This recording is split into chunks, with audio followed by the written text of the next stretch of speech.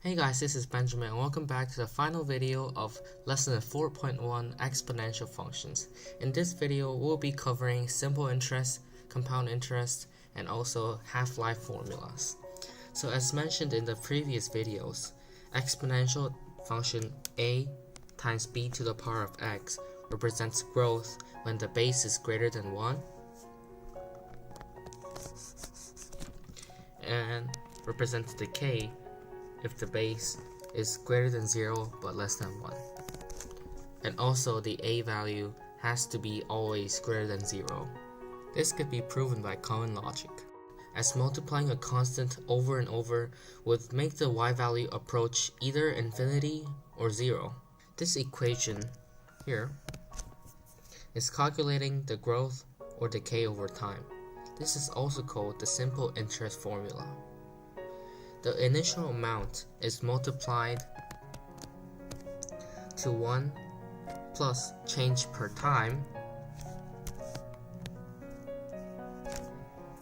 to the power of number of time periods.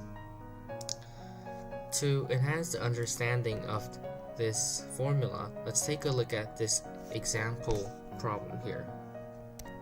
Clarence deposits $500,000 in bank pert. How much money will he have after 16 years if the bank has 8% of simple interest? So, in this formula, the final amount is equal to, so therefore, initial amount was $500,000, and that times 1 plus 0.08, since that is equal to 8%, and that value to the power of 16. And this is how much Clarence would have after 16 years if Bank Pert charges him 8% of simple interest. There is also an equation for calculating compound interests. As this formula sounds a bit confusing from the simple interest formula, let's solve a practice problem together to further understand how this formula works. So continuing from the last problem, after 16 years of simple interest, Clarence takes all the money out of Bank Pert and invests the money in Bank Roop. Bank Roop charges annual interest of 8%, but it's compounded monthly. How much will Clarence have after another 16 years? So,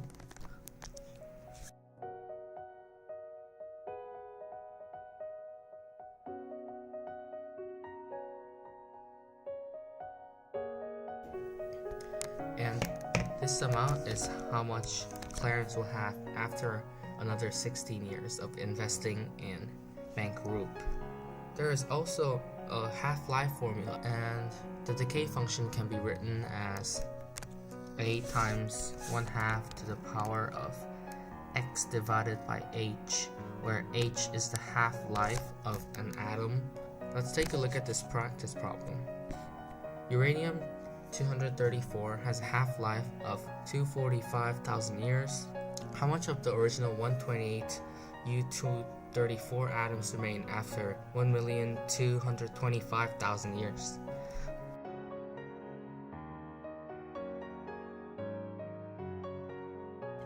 So 4 of the original 128 atoms will remain after 1.2 million years. Half-lives are usually used in scientific formulas, whereas the simple and compound interest would be used in banks. Today we learn about simple interest, compound interest, and also half-life formulas. I hope you enjoyed this video and understood a lot of information about exponential functions. Thank you again. See you next time.